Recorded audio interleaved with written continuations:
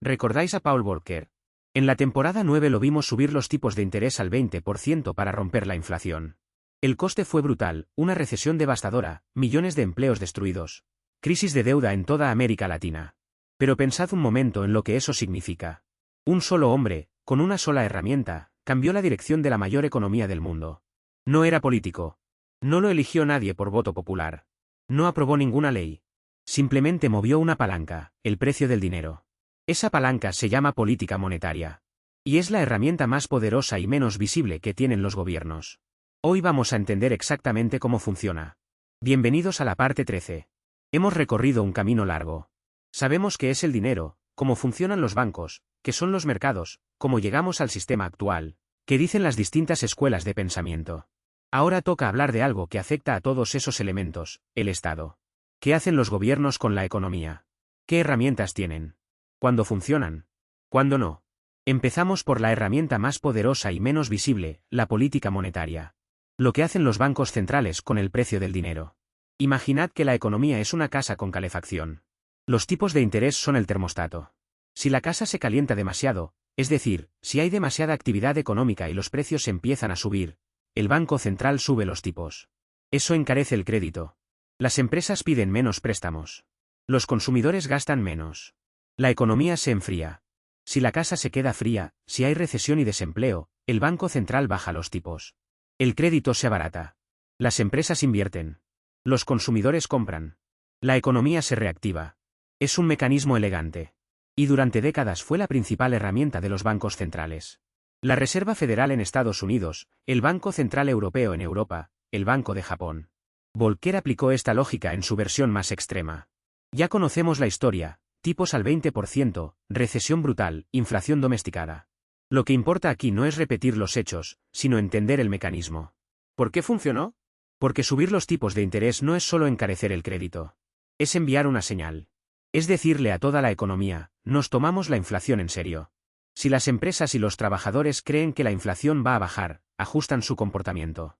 Los sindicatos piden menos subidas salariales. Las empresas suben menos los precios. La expectativa se convierte en realidad. Los economistas llaman a esto el anclaje de expectativas. Y es quizá el concepto más importante de la política monetaria moderna. No se trata solo de mover una palanca mecánica. Se trata de gestionar la psicología colectiva de una economía entera. El caso Volcker ilustra tanto el poder como el precio de la política monetaria. Funciona. Pero no es gratis. Hay un problema con el termostato. No puede bajar de cero. O al menos eso se creía durante mucho tiempo. Japón fue el primer país en descubrirlo. Tras el estallido de su burbuja inmobiliaria y bursátil a principios de los 90, el Banco de Japón fue bajando los tipos año tras año. En 1999 llegó a cero. La economía seguía estancada. Los precios no subían.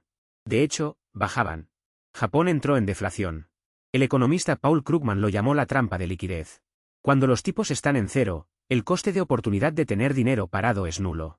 Da igual cuánto dinero inyectes en el sistema. La gente y las empresas lo guardan en vez de gastarlo o invertirlo.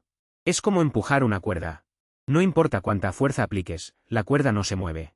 Japón llevaba décadas sin crecer de forma significativa. Su población envejecía. Sus empresas acumulaban efectivo. Y el Banco Central, con los tipos en cero, parecía haberse quedado sin munición.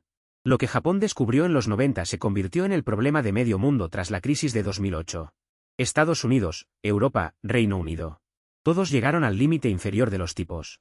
Y todos tuvieron que inventar algo nuevo. Ese algo nuevo se llamó expansión cuantitativa. En inglés, quantitative easing, o qué. El nombre es deliberadamente técnico. Si lo hubieran llamado por lo que era, crear dinero de la nada para comprar deuda, habría generado más alarma. El mecanismo es así. Cuando un banco central hace que, crea reservas bancarias electrónicas, dinero que no existía antes, y las usa para comprar bonos del gobierno y otros activos financieros en el mercado abierto. Al comprar esos bonos, sube su precio. Y como el precio de un bono y su rendimiento se mueven en direcciones opuestas, el rendimiento baja. Eso abarata el crédito a largo plazo, incluso cuando los tipos a corto plazo ya están en cero. La Reserva Federal empezó su primer programa de que en noviembre de 2008. Entre 2008 y 2014, compró más de $3 billones en bonos del Tesoro y títulos respaldados por hipotecas. Su balance pasó de menos de $1 billón a más de 4. El Banco Central Europeo tardó más en actuar. Mario Draghi lanzó el programa de compras en 2015, tras su famoso discurso de 2012 en el que prometió hacer lo que fuera necesario para salvar el euro. Y luego llegó la pandemia. En marzo de 2020, la Fed anunció compras por 700.000 millones de dólares. El BCE lanzó un programa de emergencia de 750.000 millones de euros. En cuestión de semanas, los bancos centrales del mundo inyectaron más dinero que en toda la década anterior. Los efectos del que siguen siendo debatidos. Los defensores dicen que evitó un colapso financiero en 2008 y una depresión en 2020.